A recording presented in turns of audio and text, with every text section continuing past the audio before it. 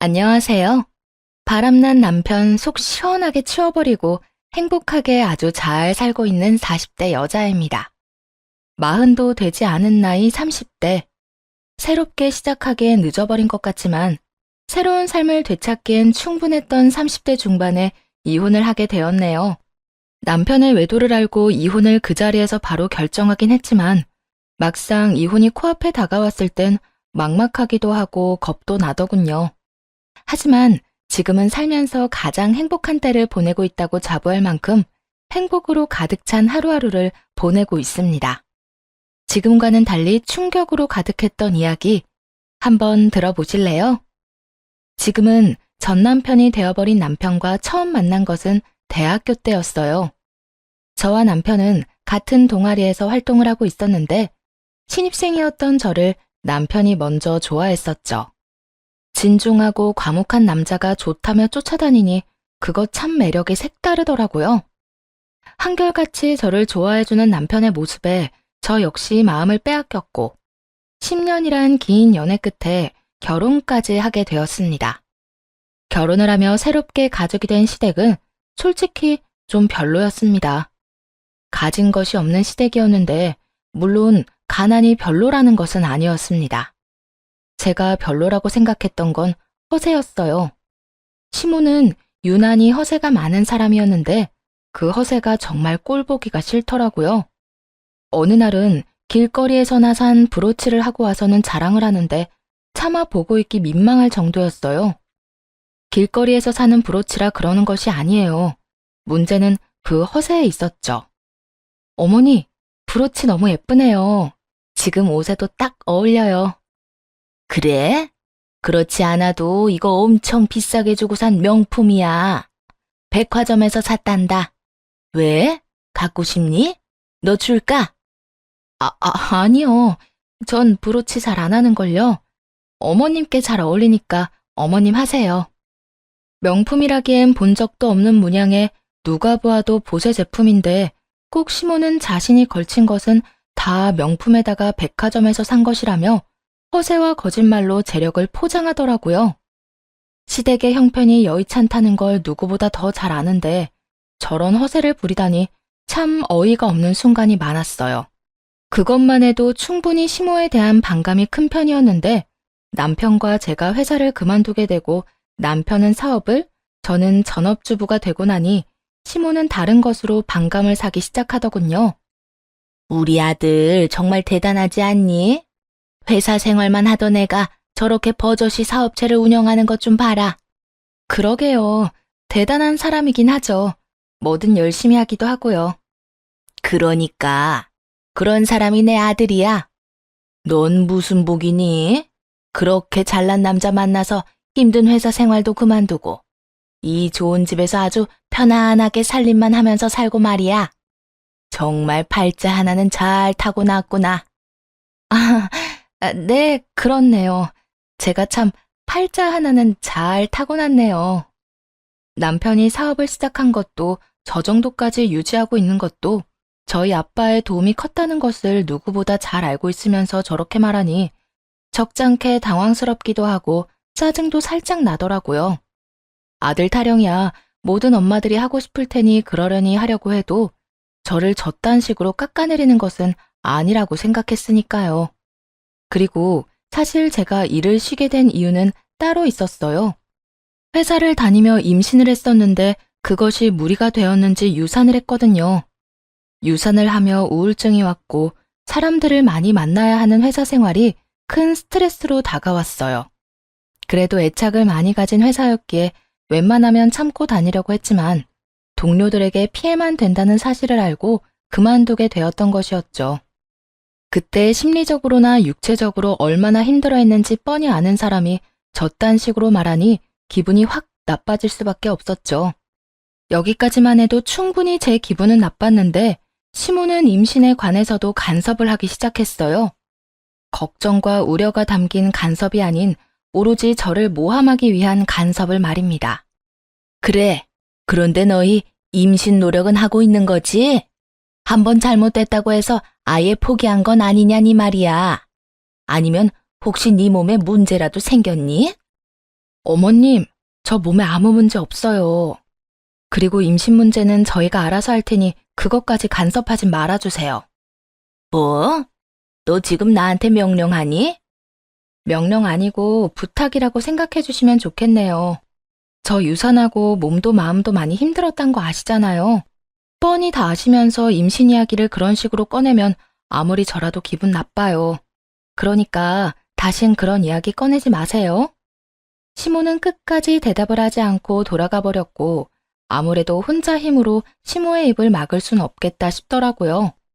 거기에다 시모가 올 때마다 스트레스가 이만저만이 아니니 남편에게 도움을 구해야겠다 싶었어요. 내 남편에게 이야기를 꺼냈어요.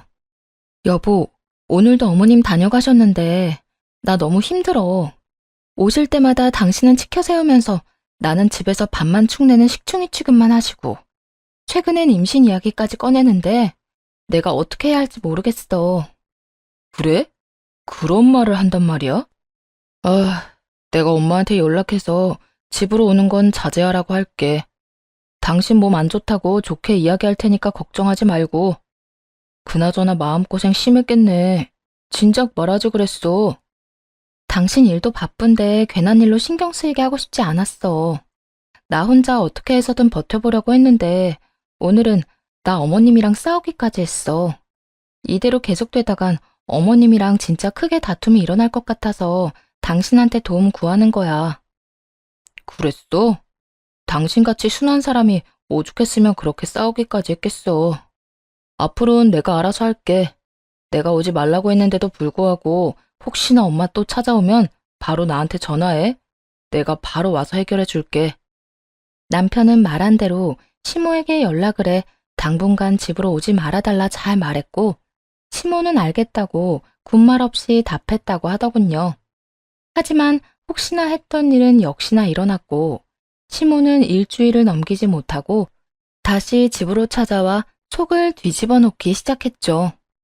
그때마다 남편이 말했던 대로 남편에게 바로 연락을 해버렸고 바로 남편이 달려와 시모를 데리고 나가버리곤 했습니다. 그날도 마찬가지였어요. 시모는 반찬을 해서 왔다며 집으로 찾아왔고 외출길에서 돌아오던 길에 문 앞에서 딱 마주친 터라 피할 길도 없었어요. 하는 수 없이 시모와 함께 집으로 들어오게 되었고 부탁한 적도 없는 반찬통을 내려놓으며 또 한바탕 생색과 함께 저를 깎아내리기 시작하더군요. 며느리 힘들까봐 반찬 해오는 시어미가 어디 있니?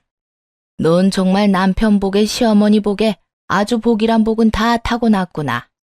다른 집 이야기 들어보면 며느리가 임신도 못하고 돈도 못 벌면서 아들 돈만 갉아먹으면 그렇게 시집살이를 시킨다고 하던데 우리 집은 시집살이가 뭐니? 오히려 내가 며느리 눈치 보고 사는데 너도 그렇게 생각하지 않니? 그런데 넌 집에서 살림을 하는 거니 마는 거니? 어떻게 된 집에 먹을 게 하나도 없어? 식탁 위에 방금 장 보고 온 것을 자신 때문에 정리도 못하고 있는데 그건 알지도 못하는 건지 살림 잔소리까지 해대더군요. 다른 날과는 달리 남편은 연락을 받지 않았고 작정이라도 한 듯 쏟아내는 잔소리에 그날은 참지 않고 맞대응을 하기로 했습니다. 어머님, 집에 들어올 때 저 장 봐온 거 보셨잖아요. 그리고 반찬 안 해오셔도 돼요. 저번부터 저희는 반찬 괜찮다고 말씀드렸잖아요. 임신 이야기도 그래요. 그 이야기는 꺼내지 말라고 여러 번 부탁을 했는데 왜 매번 임신 타령을 하시는 거예요? 너 지금 날 질책하는 거니? 제가 오죽했으면 이런 말까지 하겠어요. 오죽했으면. 나도 오죽했으면 그런 말을 계속하겠니? 오죽 걱정됐으면. 내가 너 미워서 그런 말 계속하는 거라고 생각하는 거면 그건 네 오해다. 난 정말 네가 걱정되어서 그런 거야. 그리고 내 말 중에 틀린 말도 없지 않니? 너 집에서 내 아들 돈으로 먹고 노는 것도 사실이고 그까짓 유산 한 번 했다고 임신도 못하고 있는 것도 사실이지 않니? 진짜 걱정되면 말을 그렇게 하는 게 아니죠. 그리고 제가 이런 말까지 하진 않으려고 했는데 제가 남편 돈으로 먹고 노는 게 아니라 남편이 저희 아빠 돈으로 돈을 벌어오는 거죠. 그리고 제가 마냥 집에서 먹고 놀기만 하나요? 집에서 살림하시는 분이 어떻게 그렇게 말하세요? 살림도 엄연히 일이라고요. 웬만하면 아빠 이야기까진 꺼내고 싶지 않았습니다. 저희가 잘 먹고 잘 살라고 준 도움을 이런 식으로 꺼내들어 생색 같은 걸 내고 싶진 않았으니까요. 그런데 시모가 저딴 식으로 나오니 도저히 말하지 않곤 안 되겠더라고요. 시모가 저딴 식으로 저를 깎아내리는데 저 역시 시모가 제일 싫어하는 말로 시모의 자격지심을 건드릴 수밖에요. 그렇게 해서라도 말로 받는 상처가 얼마나 크게 다가오는지 알려주고 싶었어요. 예상대로 시모는 제 말에 타격을 입긴 했는지 흥분하며 화를 내더라고요. 너 말 참 이상하게 한다. 그까짓 돈 얼마나 도와줬다고 말을 그렇게 하니? 막말로 내 아들 능력이 안 좋았으면 그 사업을 유지나 할 수 있었을 것 같아? 그리고 살림도 일이야? 그냥 설렁설렁 쉬면서 하면 되는 건데 그게 무슨 일이니? 봐요. 어머님도 기분 나쁘시죠? 저요. 한 번도 남편이 능력도 없으면서 저희 아빠 돈으로 호의호식하면서 산다고 생각한 적 없어요. 그런데 제가 방금 그런 식으로 말하니까 어머님도 기분이 확 상하시잖아요. 어머님이 매번 찾아와서 이런저런 말할 때마다 제 기분이 그래요. 어머님 말만 들으면 꼭 제가 쓸모없는 사람이 된 것 같아 정말 기분 나쁘다고요. 한 방 먹은 시모는 제 심정이 조금이라도 이해가 된 것인지 다른 말은 하지 않고 또 제가 걱정되어 그렇게 했단 말로 그 상황을 모면해보려 애쓰더군요. 그건 내가 말했잖니. 그건 다 네가 걱정되어서 그랬다고. 정말 제 걱정이 된다면 그냥 말하지 마세요. 아니, 찾아오질 마세요. 어머님 올 때마다 저는 상처만 받는다고요. 시모와 저의 언성은 점점 더 높아져 갔고 싸움은 절정으로 치닫고 있었습니다. 너 지금 그걸 말이라고 하는 거야? 아무리 기분이 나쁘다고 해도 찾아오지 말란 말을 할 수가 있어. 건방지게. 건방지다고 생각하든 말든 상관없으니까 앞으론 이렇게 얼굴 붉힐 일 없도록 다신 찾아오지 마세요. 그렇게 시모를 내쫓아버렸어요. 그날 저녁 제가 시모에게 그렇게까지 한 것을 전해 들었는지 남편이 먼저 말을 꺼내오더라고요. 오늘 엄마 또 찾아왔다면서. 미안해. 내가 바빠서 연락을 못 받았네. 다 들었지? 오늘 좀 말이 심하게 오갔어. 어머님이 워낙 심하게 말하니까 나도 못 참겠더라고. 거기에다 언제까지 당신이 해결해 줄 수도 없겠다 싶기도 했고. 어머님 뭐라셔? 뭐라긴 뭐래. 그냥 울지 뭐. 당신이 내쫓았다면서. 당신 마음 이해 안 되는 건 아니었는데 조금 섭섭하긴 하더라. 아무래도 나한텐 엄마잖아. 아, 그래도 오해는 하지 마. 그렇다고 해서 엄마 편을 들겠다는 뜻은 아니니까. 그냥 마음이 조금 그랬던 건 사실이다. 이 뜻이야. 난 당신이 어쩌다 그렇게까지 한지도 잘 아니까 당신한테 불만이 있진 않아. 어쨌든 오늘 엄마 일은 내가 대신 사과할게. 미안해. 남편은 섭섭한 기색을 내비치면서도 제 심정을 이해한다며 달래주더라고요. 그런 남편을 보며 제가 조금 심했나 하는 생각도 하긴 했지만 말했다시피 더는 그렇게는 살 수 없었기에 후회는 하지 않기로 했죠. 시모와의 첫 다툼을 하고 난 후 예민하게 생각하는 것인지는 몰라도 남편과 연락이 잘 되지 않고 조금씩 퇴근 시간이 늦어지더라고요. 연락에 대해 중요하게 여기는 사람이라 전화 하나만큼은 잘 받는 사람인데 나갔다 하면 연락이 잘 되지 않더라고요. 점심시간조차도 말이죠. 그런 날들이 많아질수록 느낌이 좀 싸하더군요. 여보, 요즘 왜 이렇게 연락이 안 돼? 점점 늦어지는 것도 그렇고 회사에 무슨 일 있어? 그냥 큰일은 없는데 그냥 바쁘네. 왜? 회사 일이 그렇잖아. 아무것도 아닌 일인데 해야 할 건 많고 직원들은 직원들대로 불만이 많은 것 같으니 신경 써줘야 하고 몇 명 되지도 않는 직원인데 하나하나 신경 쓰고 일까지 처리하려니 조금 정신이 없네. 왜? 직원들 사이에서 무슨 말이 나와? 그만두겠다는 사람이 있어? 아니, 꼭 그런 건 아닌데 표정들이 밝지만은 않은 게 신경이 쓰이네. 하여튼 앞으로 늦지 않도록 할게. 연락도 될 수 있으면 받도록 하고. 일이 바빠서 늦는 건 어쩔 수 없지. 그런데 연락은 잘 됐으면 좋겠어. 바빠서 못 받는가 하면서도 걱정된단 말이야. 생전 안 그런 사람이 연락이 안 되니까 혹시나 사고라도 났나 싶고, 바빠서 연락을 못 받으면 늦더라도 문자라도 좀 줘. 알겠지? 알겠어. 그렇게 그간 신경 쓰였던 부분에 관한 문제는 일단락이 되었어요.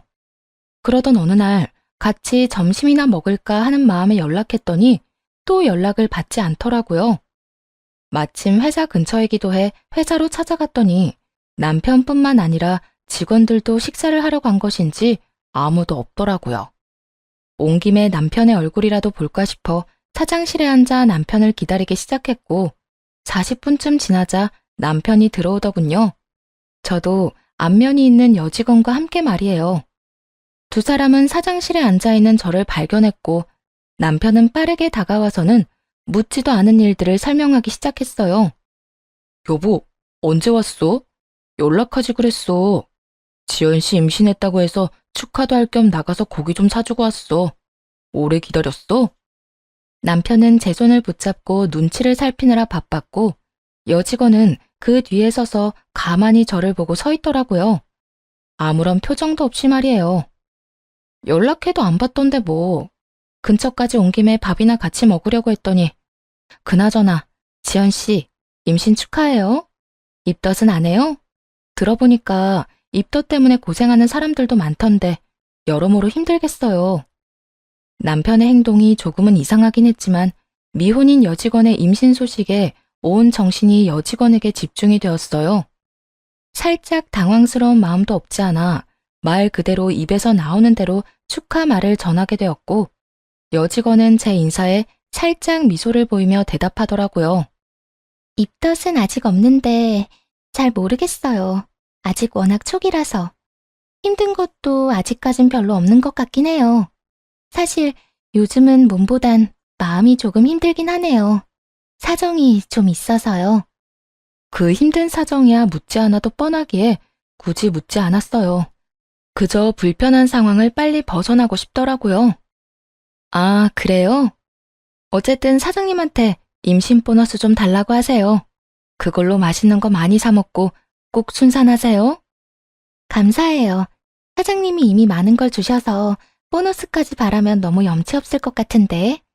사장님, 저 보너스까지 주실 건가요? 농담이에요.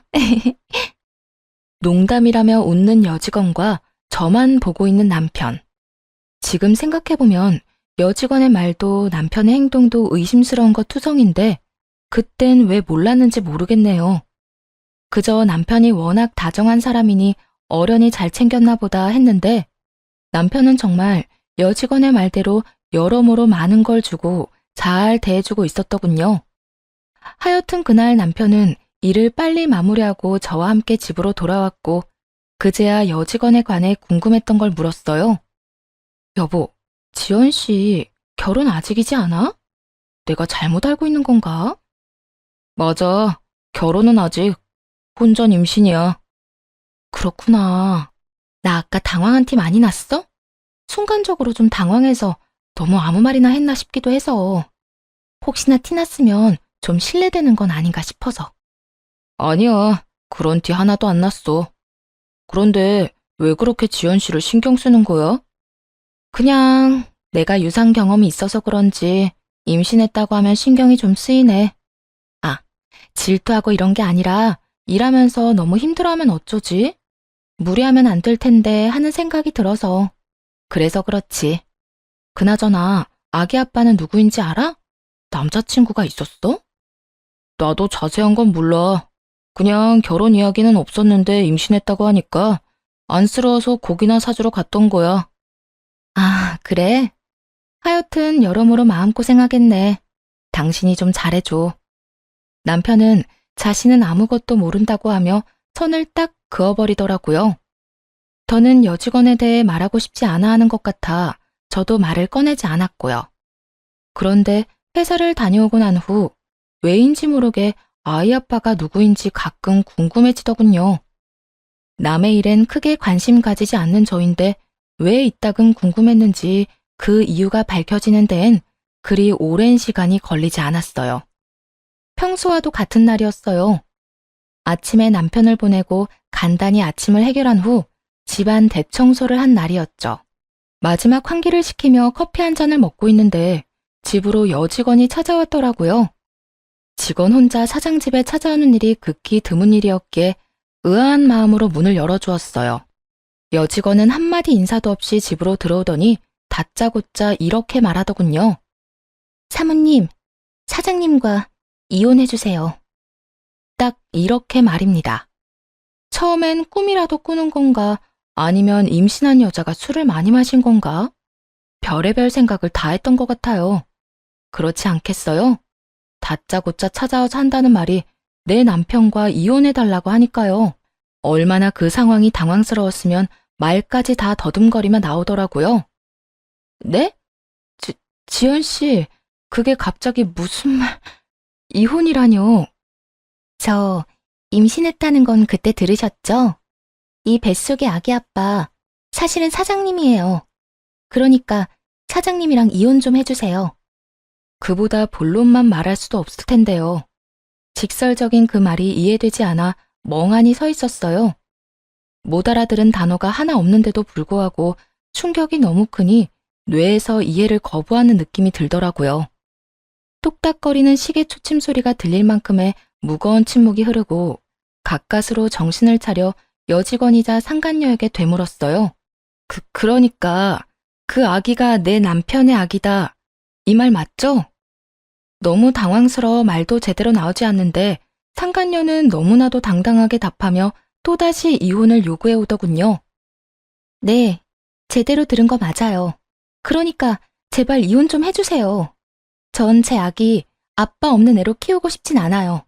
사장님, 사모님 말고 저 사랑해요. 저하고 만난 것도 꽤 오래됐고 저한테는 사모님이랑 이혼하고 저랑 살 거라고 여러 번 말했었다고요. 오래됐다고요? 얼마나 만났는데요? 1년은 훨씬 넘었어요. 사장님이 먼저 저 좋다고 쫓아다녔고 저도 사장님 사랑하게 되었고요. 아니 그게 유부남인 거 알았잖아요. 나랑 그렇게 웃으면서 인사도 하고 대화도 나눠놓고 어떻게 그런 짓을 할 수가 있어요? 솔직히 나 아직 믿기지가 않아요. 지연 씨, 지금 하는 말 다 사실인가요? 네, 다 사실이에요. 사모님한테 죄송하긴 한데 이미 되돌릴 수 없는 상황이 되어버린 걸 어쩌겠어요. 그러니까 사모님이 물러나 주세요. 그리고 혹시나 사모님이 증거 보여달라고 하면 보여드리려고 준비했어요. 이렇게 말한 상간녀는 남편과 찍은 사진과 함께 남편과 나눈 대화까지 다 보여주더군요. 한눈에 보기 좋게 사진도 잘 정리되어 있었고 대화도 차곡차곡 잘도 모아줬더군요. 떨리는 손으로 휴대전화를 건네받아 그것들을 보는데 정말 억장이 다 무너져 내리더군요. 특히나 남편과 나눈 대화는 정말이지 가관이었어요. 자기야, 자기 진짜 이혼할 거지? 나 계속 이렇게 외롭게 살게 할 건 아니지. 이혼하고 나랑 아기랑 살 거지? 당연하지. 그러니까 지연이 너는 다른 걱정하지 말고 네 몸만 걱정해. 이후는 내가 적당한 때를 보고 집사람한테 말할 테니까.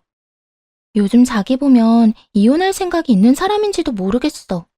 이혼할 사람이 전화 한 통에 다 제쳐놓고 가버리는 게 말이나 돼? 그건 그럴 만한 이유가 있다고 했잖아.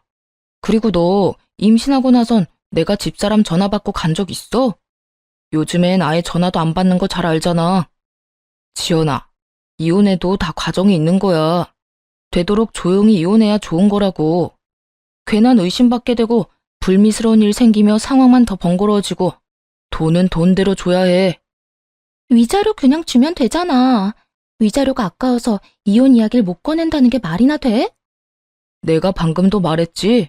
여러 문제가 있어서 그렇다고. 다 내가 일이 되도록 하려고 이러는 거니까 넌 태교에나 힘써. 괜히 내가 집사람한테 미련이 남았느니 그런 말 하지도 말고 말이야. 너도 잘 알잖아. 나 집사람 안 사랑해. 10년이나 연애하고 3년이나 살았다.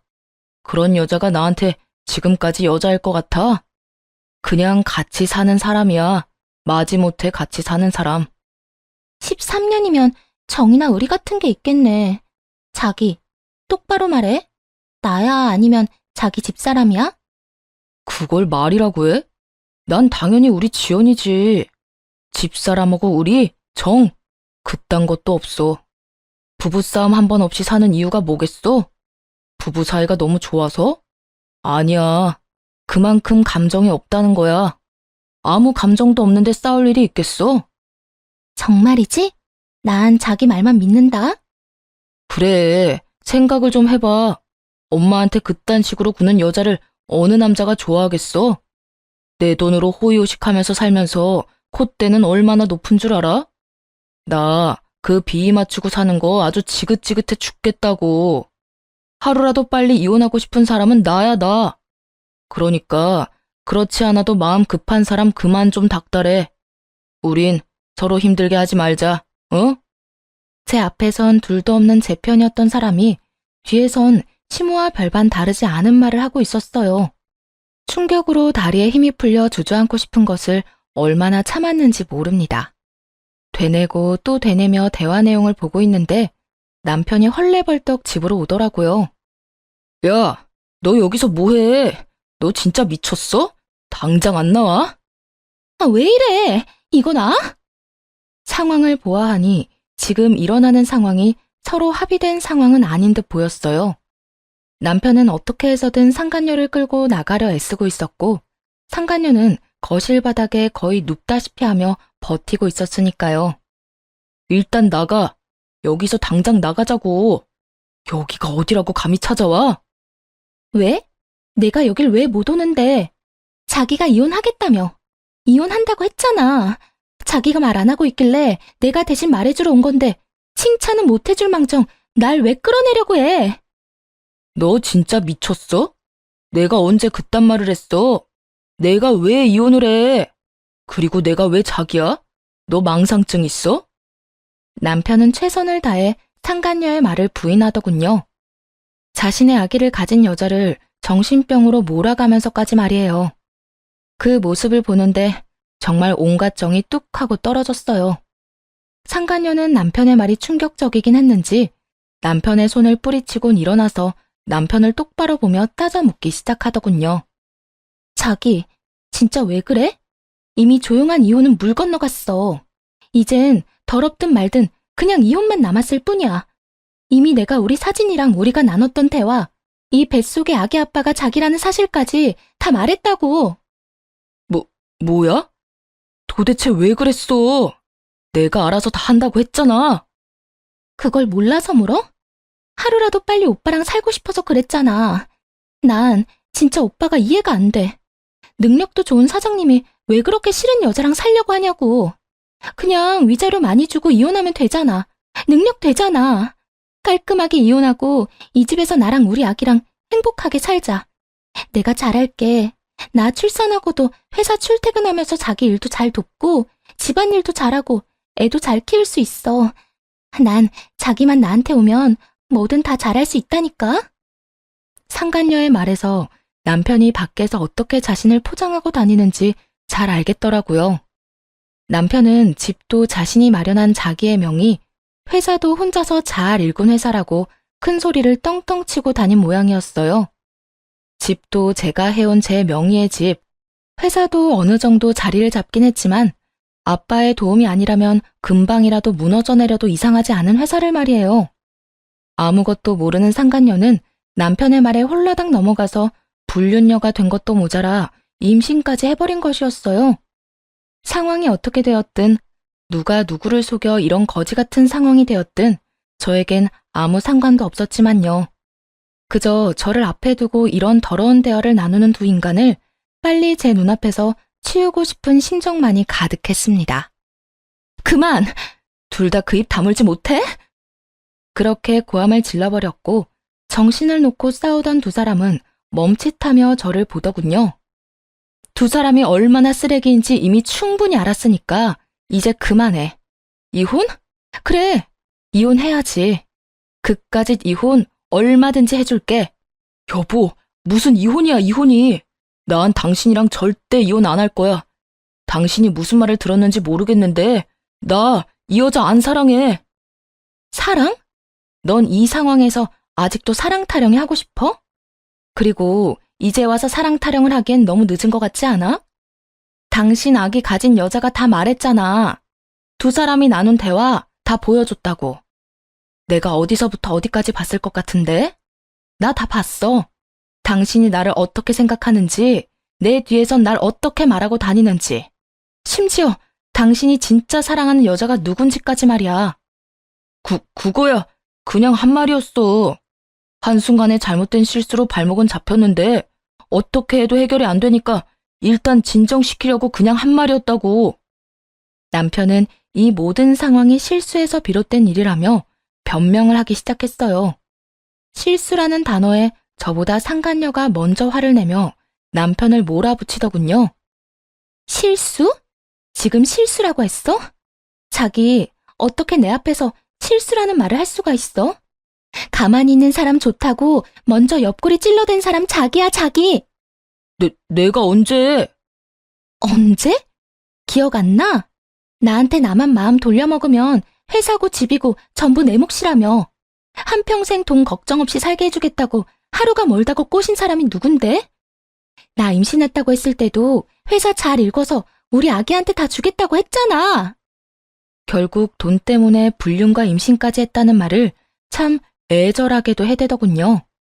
마음이 통해 그런 짓을 했다고 해도 화가 나고 치가 떨릴 텐데 고작 돈 때문에 한 사람 인생을 이렇게 망쳐놓다니 정말이지 쓰레기 같은 인간들이었어요. 우선 전 악다구니를 쓰며 고함을 지르는 상간녀에게 절망을 좀 안겨주기로 했습니다. 야, 네가 뭘 좀 잘못 알고 있는 것 같은데 네가 그렇게 능력 좋다고 믿어 의심치 않는 이 남자 가진 건 개뿔도 없는 사람이야. 그게 무슨 말이에요? 무슨 말이긴 말 그대로 개털이라고. 이 집? 이 집 내 집이야. 공동 명의도 아니고 이 사람 지분은 1%도 없는 내 명의의 내 집. 그리고 회사? 그 회사도 이 사람 거 아니야. 뭐라고요? 집은 그렇다 치더라도 회사는 왜? 사장님 맞잖아요. 회사는 사장 거잖아요. 아, 그냥 보기엔 이 사람 회사가 맞지. 그런데 회사가 그냥 굴러갈 거라 생각하니? 이 머리에 꽃만 가득 차서 해맑은 거사. 회사를 굴리는 데엔 아주 큰 돈이 필요하단다. 그 돈이 이 사람 주머니에 있을 것 같니? 없어. 네가 능력 좋다고 믿어 의심치 않는 이 남자, 그런 돈 없다고. 상간녀는 그제야 상황 파악이 조금씩 되어가는지 낯빛이 점점 어두워지더군요. 그러면서 저와 남편을 번갈아 보기 시작했죠. 자기야, 이 여자가 지금 무슨 말 하는 거야? 나한텐 그런 말 안 했잖아. 다 자기 거라며. 자기 덕에 호의호식 하는 거라고 그랬잖아. 남편은 고개를 푹 숙이고 상간녀와 눈도 마주치지 않고 있었고 상간녀는 망연자실한 듯 저를 보더군요. 그리고 이 사람이 왜 나랑 이혼을 안 하는지 이해가 안 된다고 했지? 내가 그렇게 싫다는 사람이 왜 나랑 이혼을 안 하겠어? 아니, 왜 못 하겠어? 나랑 이혼하면 자기 인생도 자기 회사도 우르르 무너진다는 걸 잘 아니까. 그래서 이혼하더라도 내 비위 맞춰가며 조용히 회사엔 지장 없게 이혼하려 했다는 거란다. 저 인간 말대로 갑자기 나랑 사는 게 힘들다든지 어머님과 내 사이의 충돌이 너무 힘들다는 둥 그럴듯한 핑계 대면서 이혼했으면 내 성격상 회사는 그냥 뒀을 테니까 말이야. 그런데 그걸 지금 네가 다 망쳐놨네? 네 스스로 와서 이렇게 다 밝혀줬으니까 이젠 좀 알겠니? 넌 내가 이혼한다고 해도 절대 잘 먹고 잘 살진 못한다는 뜻이야. 이 말이 끝나자마자 상간녀는 그 자리에 주저앉아 버리더군요. 그랬겠죠. 모르긴 몰라도 배를 들이밀며 이혼만 하게 만들면 제가 살던 집도 자신이 월급을 받으며 다니던 회사의 사모님 자리도 제가 누리던 그 모든 것들이 자기 것이라 생각했을 테니까요. 그런데 그 모든 것이 남편의 거짓말인 것도 기가 막히는데 남편이 조용히 이혼해 회사라도 건지려고 했던 계획을 자기 손으로 망쳐버렸다는 것을 알게 되었으니 그 충격이 더 컸을 겁니다. 상간녀의 입을 막고 나자 이번엔 남편이 입을 열기 시작하더군요. 여보, 지금 얼마나 화난 상태인지 나 잘 알아. 그런데 내 이야기 한 번만 들어봐주면 안 될까? 나 바람은 피웠지만 내가 정말 사랑하는 건 당신이야. 내가 이때껏 당신한테 어떻게 했는지 잘 알잖아. 우리가 함께한 세월이 13년이야. 내 인생의 여자는 당신뿐이라고. 13년이나 된 여자라서 여자로 보이지도 않고 정도 의리도 없다고 했단 말이랑은 참 상반되는 변명이네. 그건 그냥 한 말이라니까. 여자 꼬시는 남자가 무슨 말이든 못하겠어. 다 봤으니 당신도 알 거 아니야. 얘가 워낙 이혼하라고 자꾸 재촉하니까 좀 달래려고 그냥 한 말이라고. 지금은 뭐가 다른데? 지금도 고작 이 위기 좀 모면해보고자 그냥 하는 말이잖아. 이미 다 밝혀졌는데 좀 깔끔하게 인정하고 끝내면 안 되니? 꼭 끝까지 이렇게 밑바닥을 보여야겠어? 밑바닥이 아니라 내가 당신을 사랑하는 진심을 말하는 거야. 내가 당신을 사랑하는 마음은 진심이야. 그러니까 나 한 번만 용서하고 기회를 줘. 남자들 왜 한 번의 잘못 정도는 하고 산다고들 하잖아. 그 한 번의 잘못 지금 했다 치고 나 좀 용서해 주라. 치고? 치는 게 아니라 잘못한 거 맞아. 그것도 다신 되돌릴 수 없는 잘못. 당신이 날 사랑하는 마음이 진심이든 말든 난 상관없으니까 당장 네 애 가진 여자 데리고 꺼져. 경찰 부르기 전에 당장 꺼지란 말이야. 고함을 지르며 두 사람을 떠밀었고 도무지 가라앉을 줄 모르는 제 화에 남편은 상간녀를 데리고 나가더군요. 두 사람을 쫓아내고 난 후 너무나도 고요한 집에서 얼마나 울었는지 모릅니다. 든든한 나만의 가족이라고 믿었던 남편의 배신은 생각보다 너무나도 힘든 일이더군요. 평소 다툼 한 번 없이 살았던 것이 이럴 땐 원망스럽기까지 하더라고요. 평소에 싸우기라도 했었다면 이런 상황을 상상이라도 하고 살았을 텐데 정말이지 단 한 번도 상상조차 못했던 상황에 그 충격이 더 크게 느껴졌으니까요. 제 마음의 억장이 무너져도 이혼은 꼭 서둘러야만 하는 상황. 정신을 다잡기로 했습니다. 우선 아빠에게 모든 사실을 알렸고 분노한 아빠는 그간 투자했던 투자금을 회수하며 투자 예정이었던 계획도 철회해버렸습니다. 그리고 변호사를 즉시 선임해 소송을 준비하기 시작했어요. 상간녀가 휴대전화를 보여줄 때 제 휴대전화로 보낸 사진들이 있었고 상간녀가 임신한 사실이 저에겐 유리하게 작용했어요. 생각보다 긴 시간이 걸리긴 했지만 소송은 승소했고 무사히 이혼하게 되었습니다. 이혼이 진행되는 동안 전 남편의 회사는 망해버렸어요. 몇 분 되진 않았지만 회사에 일하던 직원들은 원하는 사람들에 한해 저희 아빠 회사로 이직 처리가 되었고요. 회사를 정리하던 날 전 남편이 회사로 왔더라고요. 정말 마지막이라 생각했는지 더 간절하게 매달리기 시작하더군요. 여보, 진짜 다시 한 번만 생각해주면 안 될까? 나 진짜 당신 없이 못 살 것 같아서 그래. 아직도 포기를 못했어? 이제 그만 포기 좀 해. 난 당신한테 조금의 미련도 없어. 그렇게 냉정하게 굴지 말고. 우리 진짜 좋았잖아. 내가 당신한테 씻을 수 없는 상처 준 거 잘 알아. 내가 살면서 다 갚을게. 아니야. 내 상처는 내가 알아서 할 테니까 넌 네 새끼나 잘 키우면서 살아. 그때 보니까 아주 천생연분이더라. 그렇게 잘 맞는 여자 만나는 것도 기적 같은 일이니까 나한테 와서 시간 낭비 그만하고 네 인생 살아 이제. 여보, 정말 끝까지 이럴 거야? 당신은 내가 쫄딱 망하고 거지같이 사는 거 보면 아무렇지 않을 것 같아? 당신 그렇게 냉정한 여자 아니잖아. 막상 내가 불쌍하게 사는 걸 보면 당신도 마음 안 좋을 거라고. 그러니까 내가 이렇게 숙이고 들어갈 때 못 이기는 척 그냥 좀 받아주면 좋잖아. 전 남편은 모든 걸 빼앗겨버린 충격이 큰 것인지 혼자만의 망상에 빠져 헤어나오지 못하고 있더라고요. 본인이 불쌍해진 꼴을 보면 제 마음이 더 아플 거라 확신하는 말을 듣는데 정말 진심 가득한 웃음이 터져나오더군요. 정신 차려. 내가 왜 슬퍼? 난 당신 망하는 꼴 보려고 이혼하는 거야. 아직도 모르겠어? 당신 덕에 내가 호의호식하면서 산 게 아니라 내 덕에 당신이 호의호식하며 살 수 있었단 걸 똑바로 잘 알고 살아. 앞으론 제발 얼굴 보지 말고 살자. 소식도 전하지 말고 연락도 하지 마. 전 오락가락하는 전남편을 뿌리치고 돌아와 버렸어요. 그것이 전남편을 마지막으로 만난 날이었네요. 그렇게 이혼하고 전남편과의 연만 끊어내면 다 끝일 거라 생각했는데 그게 아니더라고요. 폐인이 되어버린 전남편을 제발 좀 살려달라고 애원하기 위해 이번에는 전시모가 찾아왔으니까요. 매번 저를 볼 때마다 당당하던 모습은 온데간데 없이 사라지고 한없이 비굴한 모습으로 앞에 서 있는 전시모의 모습을 보는데 안쓰럽기는커녕 꼴도 보기 싫더라고요. 아가, 이때껏 마음고생 정말 많았다.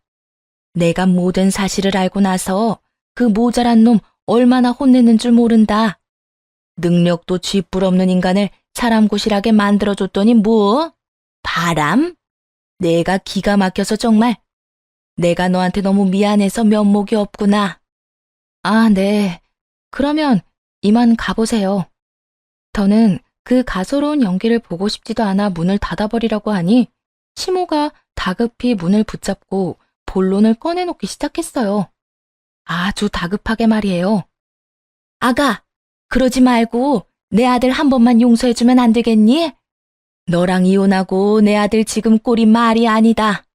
그 멀쩡하던 애가 집에만 처박혀서 아무것도 안 하고 그냥 숨만 쉬고 살아. 다른 건 몰라도 사람 구실은 하고 살게 해야지 않겠니? 네 마음이 어떤지 잘 알긴 하는데 이번 한 번만 그냥 덮고 넘어가주면 내 아들은 물론이고 나도 너한테 평생 자라마. 사람부터 좀 살려주면 안 되겠니? 저기요, 아줌마. 저는 아줌마 아들이 뭘 어떻게 살던 전혀 상관없거든요. 그러니까 여기서 그 되지도 않은 연기하지 말고 그렇게 연기가 하고 싶거든 방송국에나 가보세요. 방금 그 연기는 소름이 쫙 끼치는 게 꽤 볼만했거든요. 뭐라고? 야, 너 지금 말 다 했어? 말이야, 아줌마보다 내가 할 말이 더 많지 않겠어요? 틈만 나면 그렇게 날 구박하지 못해서 안달이더니 이제 와서 못난 자식 사람 구실이라도 하게 해달라고 살살 기어다니면 제가 감동의 눈물이라도 흘리면서 알겠다고 할 줄 알았어요? 꿈 깨세요. 당신 아들이 폐인 되든 쓰레기가 되든 알아서 해결하시라고요. 전 시모는 본격적으로 저에게 쏟아부을 준비를 하는 듯 했지만 전 그대로 전 시모를 밀치고 문을 닫아버렸어요. 그렇게 정말 끝일 거라 생각했는데 끝날 때까지 끝난 것이 아니라고 이번엔 상간녀가 찾아왔더라고요. 그냥 무시해버리고 경찰을 불러버릴까 고민도 했지만 입이 10개라도 할 말이 없는 사람이 무슨 이유로 저를 찾아왔나 들어는 보자 싶어 문을 열어줬어요. 굳게 닫혔던 문이 열리고 상간녀는 제 얼굴을 보자마자 무릎을 꿇고 빌기 시작하더군요. 사모님, 제가 정말 잘못했어요. 제가 그땐 뭘 몰라도 너무 몰랐어요. 사장님 저 말고 사모님만 사랑한다는 그 말 진심이에요.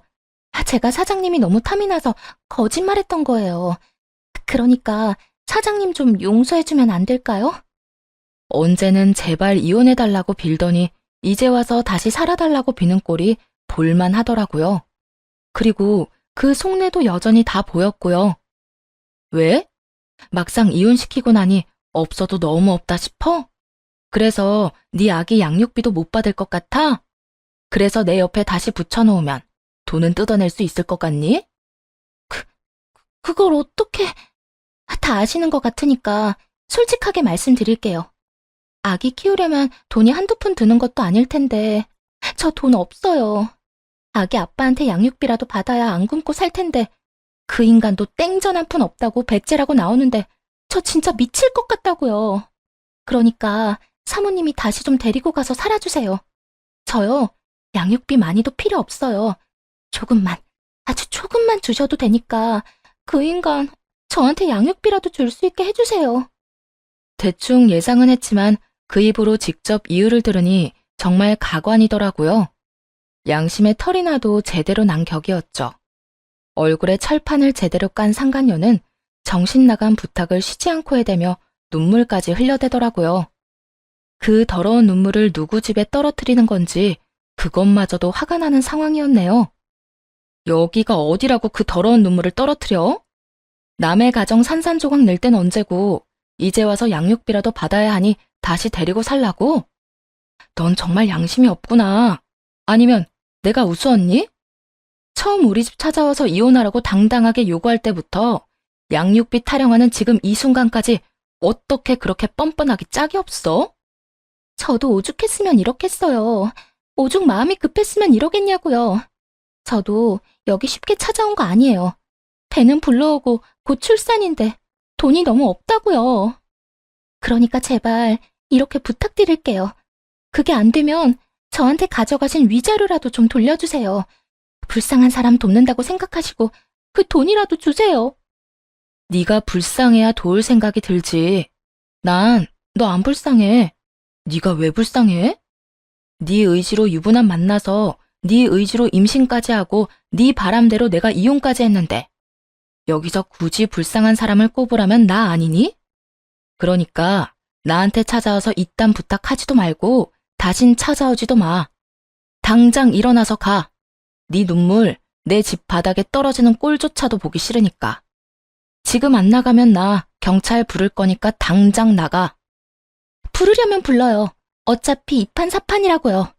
전 돈 줄 때까지 절대 안 나갈 거예요. 정말 천생연분 아닌가요? 양육비 줄 의지도 없이 폐인처럼 사는 전 남편이나 자기 때문에 가정이 깨져버린 저에게 찾아와서 돈 타령이나 하는 상간녀나. 정말 환상의 짝꿍이 다름없더군요. 상간녀는 끝까지 못 나간다며 드러누워 버렸고 전 결국 경찰을 불러버렸어요. 만삭의 배로 질질 끌려나가는 상간녀를 보는데 불쌍하기는커녕 통쾌하더군요. 그렇게 저를 번갈아가며 한 번씩 괴롭힌 질긴 악연들을 다시 보는 일은 없었어요. 정말 끝이 난 것이었죠. 많은 일은 시간에 흘려보내고 8년이란 세월이 지났네요. 전 너무나도 잘 지내고 있습니다. 우선 알려드리고 싶은 소식은 전 재혼을 했어요. 결혼하며 그만둔 직장에 다시 출근하게 되었고 그곳에서 만난 사람입니다. 잠시 짧게 제 남편에 대해 말씀드리자면 오래 알고 지냈던 사이로 제 동기였던 사람이에요. 제가 큰 아픔을 겪고 회사로 돌아왔을 때 저에게 큰 힘을 준 고마운 사람이죠. 어딘가 모르게 위태로워 보인다며 제 곁에 찰싹 붙어 다니던 남자는 어느새 제 남편이자 제 아이의 아빠가 되어 제 곁에 있네요. 저의 하나뿐인 딸은 아빠를 닮았는데 얼마나 사랑스러운지 모릅니다. 남편은 동네에서 소문난 딸바보인데 그와 동시에 소문난 애처가이기도 해서 아주 가끔은 창피하기도 하지만 많은 시간을 이렇게 행복해도 되나 싶을 정도로 행복한 삶을 살고 있어요. 여러분의 인생에도 행복만이 가득하길 바라며 전 이만 물러가 볼게요. 긴 사연 함께 해주셔서 감사합니다.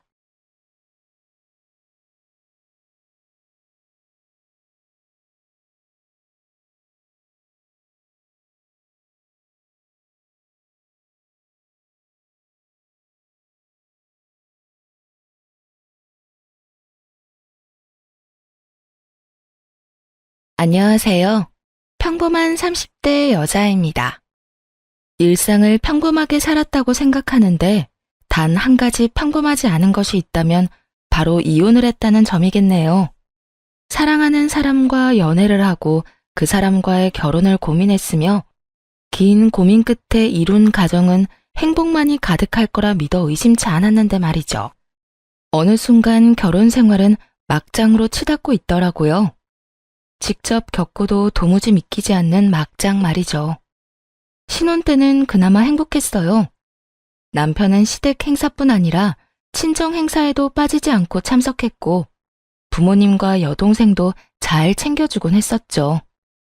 저에게도 다정하게 잘해주는 남들이 부러워할 만한 그런 남편이었습니다. 결혼을 하고 나면 연애를 처음 시작한 날 같은 건 잘 챙기지 못하기 마련인데 저도 까먹은 기념일을 남편은 단 한 번도 잊지 않고 챙겨주었고 말이에요. 여보, 오늘 저녁에 퇴근하고 데리러 갈 테니까 기다리고 있어. 어? 오늘? 왜? 오늘 우리 기념일이잖아. 기념일? 우리 결혼기념일 아닌데? 결혼기념일만 특별한 날이야? 오늘 우리 처음 만난 날이잖아. 하여튼 당신은 이런 면에선 무심한 구석이 있더라. 아, 맞다.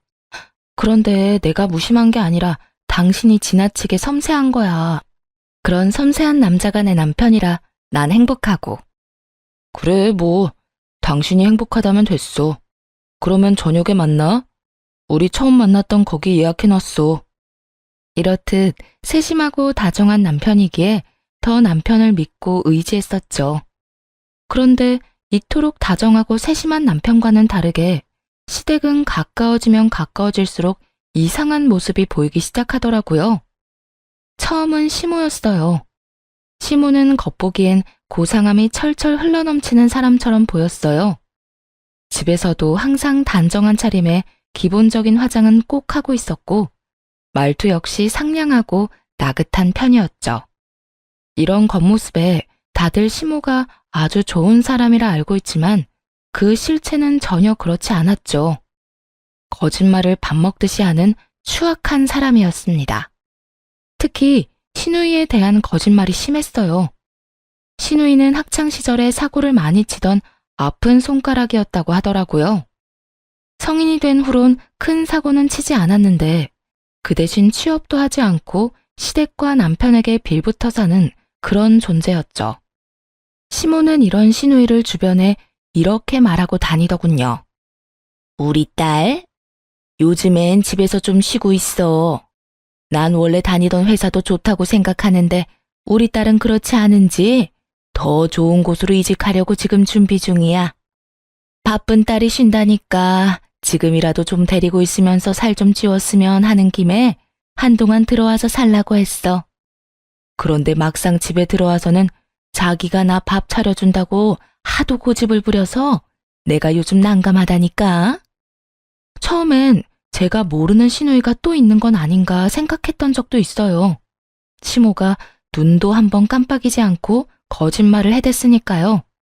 하지만 시모가 말하는 딸이 제가 알고 있는 그 시누이라는 걸 알게 되고 그와 동시에 시모의 본 모습도 알게 된 것이었죠.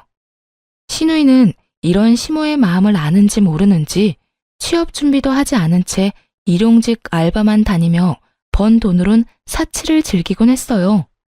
한 번은 그런 시누이가 안타깝기도 해서 친구가 하던 옷가게에 소개해 준 적도 있었고요.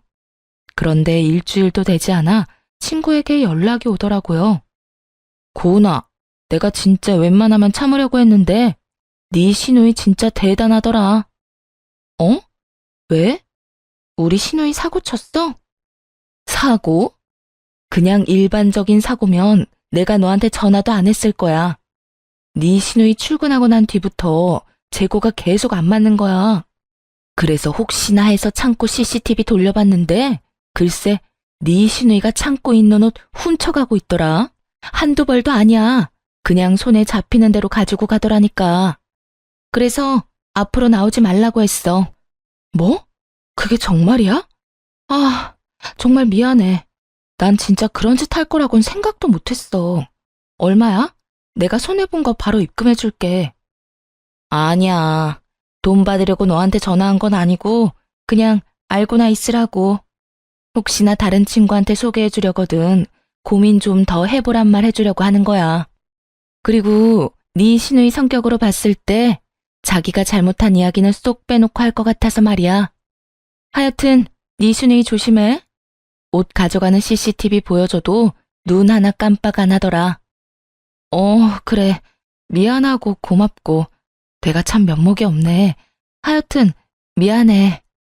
기껏 소개해준 일자리에서 시누이는 도둑질이나 해버렸고 그걸 알자 몹시 화가 난 상태였습니다. 전혀 알지 못하는 곳에서 그딴 짓을 했다고 해도 기가 막히는데 다른 곳도 아닌 제 친구의 가게란 걸 뻔히 알면서 그딴 짓거리를 했다니요. 저를 무시하는 것이 아니고선 도저히 그럴 수 없다고 생각했으니까요. 그런데 어이없게도 시누이가 오히려 화를 내며 연락을 해오더군요. 언니 친구 진짜 왜 그래요? 그까짓 옷까지 뭐 얼마나 한다고 사람을 그렇게 내쫓아요? 심지어 일주일 일한 돈도 안 주고 내쫓았다고요. 그렇지 않아도 친구한테 연락받았는데 아가씨 창고에서 옷 훔쳐갔다면서요? 그것도 7일 내내 말이에요. 참나, 그게 뭐 훔쳐간 거예요? 그냥 좀 가지고 간 거지. 어차피 안 팔려서 창고에 쌓아둔 옷, 내가 좀 가지고 간 것뿐이라고요. 그걸 훔쳐갔다고 하는 거예요. 들어보니까 일주일 동안 일한 알바비보다 가지고 간 옷값이 훨씬 크다는데 그 돈은 어떻게 줄 건가요? 직접 가져다 줄 거예요? 아니면 계좌로 입금할래요? 뭐요? 내가 왜 돈을 줘야 해요? 말했잖아요. 나 알바비도 못 받았다니까요. 그렇게 알바비가 받고 싶으면 가지고 간 옷값을 다 주면 돼요. 그러면 알바비는 10원 한 푼 빼지 않고 입금될 거니까요. 어떻게 할지는 알아서 결정하고 내가 한마디만 더 할게요. 아가씨, 아가씨가 무슨 생각으로 그런 짓을 저질렀는지 모르겠는데 그건 엄연히 범죄예요. 만약 내 친구가 그 CCTV를 가지고 경찰서에 갔다면 일이 커질 수도 있었단 말이에요. 그러니까 앞으로는 어디에서 무슨 일을 하든 그런 짓은 하지 마세요. 언니, 지금 누굴 도둑년으로 모는 거예요? 내가 말했잖아요. 난 그저 창고에 쌓인 옷을 가지고 왔을 뿐이라고. 옷가게 창고에 쓸데없는 옷이 어디 있어요? 아까부터 말이 되는 소리를 해야 상대를 해주죠. 그리고 평범한 사람들은 주인 허락도 받지 않고 남의 물건을 함부로 가지고 오면 그걸 도둑질이라고 한다고요. 그러니까 제발 반성 좀 하고 앞으로 똑바로 좀 살아요. 신우이는 고함을 지르며 그런 것이 아니라며 따지고 들었지만 더 듣고 싶지도 않아 전화를 끊어버렸어요. 전화를 끊고 나서도 신우이의 상식이 도무지 이해가 되지 않더라고요. 친구에게 미안한 감정, 신우이에게 화가 난 감정 등 여러 감정으로 인한 화를 가라앉히고 있는데 남편이 집으로 들어오더군요. 저보다도 화가 더 많이 난 남편이요. 당신 진짜 너무한 거 아니야? 내가 오는 길에 막내랑 통화했는데 당신 우리 막내 도둑으로 몰아갔다며? 어떻게 다른 사람도 아니고 가족이 그럴 수가 있어? 무슨 이야기를 어떻게 들었는지 몰라도 아가씨가 도둑질한 건 팩트야. 그러니까 언성부터 낮춰. 나 지금 당신이랑 싸울 힘 없거든? 나는 힘이 넘쳐서 이러는 줄 알아? 내 동생이 억울하다는데 팩트는 무슨 팩트야? 증거 있어? 증거 있냐고. 당신 친구가 괜히 내 동생 모함하는 거 아니야? 남편은 신우에게 무슨 말을 어떻게 들은 것인지 무작정 화부터 내며 증거 따위를 찾고 있더라고요. 일단 이런 일이 일어났다고 전해 들으면 차분히 사건의 전말에 관해 이야기부터 들어보는 게 정상 아닌가요? 신우이가 사고뭉칠한 사실을 저보다 오빠인 남편이 더 잘 알 텐데 동생 말만 듣고 와서 바르르 떨며 화를 내는 꼴이 꼴 같지도 않더라고요. 증거? 그래, 말 잘했다. 증거가 있어, CCTV. 거기에 당신 동생이 일주일 내내 창고에서 옷을 마구잡이로 가져가는 모습이 다 찍혀 있던데 직접 한번 볼래? 나도 전송받아서 봤는데 이건 뭐 변명할 필요도 없이 도둑질이더라. 어찌나 주변을 살피면서 큰 가방 안으로 옷을 쑤셔 넣는지. 난 당사자도 아닌데 얼굴이 화끈거리던데 당신도 보고 어떤지 나한테 말 좀 해줄래? 증거가 있다고 하니 당황스러웠는지 입을 꾹 다물더라고요. 남편의 심정을 아예 이해하지 못한 건 아니었어요. 남이 동생을 흉보는 꼴을 어느 누가 보고 싶겠어요? 하지만 저는 남이 아니고 가족이잖아요. 적어도 저와는 저리도 나를 세우고 말할 필요가 없다고 생각했거든요. 나를 세울 것이 아니라 차분히 대화를 하며 잘잘못을 똑바로 따져보고 앞으로 어떻게 해야 똑같은 일이 일어나지 않을지 그리고 어떤 방향으로 신우이를 이끌어줘야 더 나은 인생을 살 수 있을지 의논하는 것이 더 현명한 상황이었죠. 그런데 남편 놈이 저리도 나를 세우며 화를 내니까 남편을 전혀 이해하고 싶지 않은 상황이 되어버렸습니다. 남편은 보여주겠다던 영상은 끝까지 보지 않았고 그 후론 신우의 이야기는 일절 꺼내지도 않았어요. 저 역시 신우이와는 거리를 두며 신경을 아예 꺼버리고 살았고요. 그날 이후 세심하고 다정하던 남편은 점점 변해가더군요. 남편들이 치사하게 굴면 끝이 없다던 친정과 시댁에 주는 용돈과 선물로 시비를 걸기 시작했어요. 우리 양갓집에 용돈 주는 거 말이야. 앞으로 당신 집엔 말고 우리 집에만 주는 걸로 하자. 뭐? 갑자기 왜?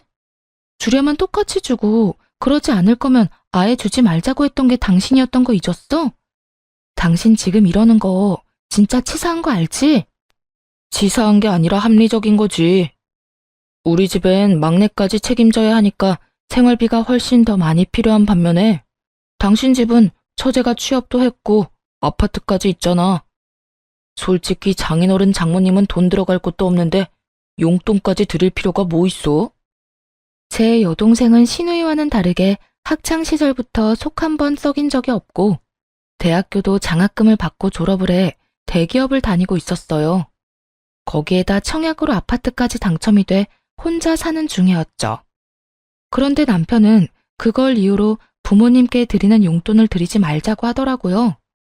동생이 집들이 할 당시 저와 함께 다녀올 때만 해도 이렇게 말했던 사람이 말이에요. 처제 보고 한동안은 부모님께 드리는 용돈 드리지 말라고 그래. 들어보니까 대출금도 꽤 있는 것 같던데 그거부터 얼른 갚아야 할 거 아니야. 부모님은 우리가 챙기고 처제는 일단 대출금부터 갚으라고 하자. 그땐 이렇게나 저보다도 더 여동생의 상황을 살피던 인간이 이제 와선 동생이 능력이 있단 이유로 용돈을 끊자고 하더군요. 나 지금 진짜 황당한 거 알지? 언제는 내 동생 대출금 빨리 갚게 부모님은 우리가 챙기자며. 그리고 우리가 부모님 용돈 드리는 거랑 내 동생이랑 무슨 상관이야? 내 동생이랑 상관없이 난 우리 부모님 용돈 챙길 거니까 그런 줄 알아. 또 이렇게 말이 안 통할 줄 알았다. 그냥 앞으로는 돈 관리 따로 해. 당신 집은 당신이, 우리 집은 내가. 그러면 불만 없지? 그래, 그렇게 해. 결론은 이거더라고요. 저보다 남편의 연봉이 조금 더 높았는데 그 조금도 나누어 쓰기 싫었던 것이었죠. 그 속내를 알고 나니 얼마나 치사스러운지 긴 말 섞고 싶지도 않더라고요. 그렇게 네 집은 네가, 내 집은 내가 챙기는 생활이 시작되었고 차라리 이게 더 편하다고 생각되며 그 생활에 적응이 될 무렵이었어요. 친정엄마가 울면서 전화가 왔더라고요. 동생이 길을 가다 음주운전 차량에 치였다고요. 상태는 생각보다 좋지 않았고 수술 중이라고 하더라고요.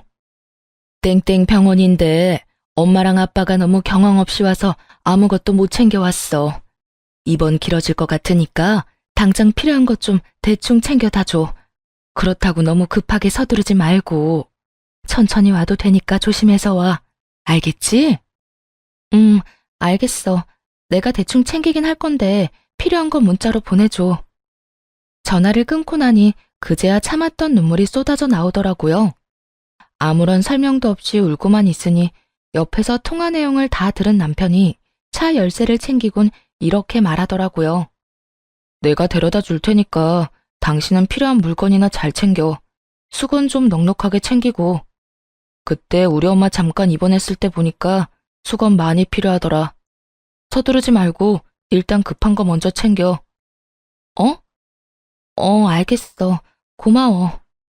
근래 사이가 썩 좋지 않아 챙겨주는 것은 기대도 하지 않았는데 그래도 남편은 남편이구나 하는 생각을 했습니다. 그런데 제가 생각한 남편의 뜻이 남의 편이 되는 건 정말 한순간이더라고요. 그러지 않아도 동생 일로 마음 아픈 하루하루를 보내는 와중에 시누이가 찾아와 속을 긁기 시작하며 남편은 그야말로 남의 편이 되어버렸으니까요. 아가씨? 집까지 무슨 일이에요? 연락도 없이.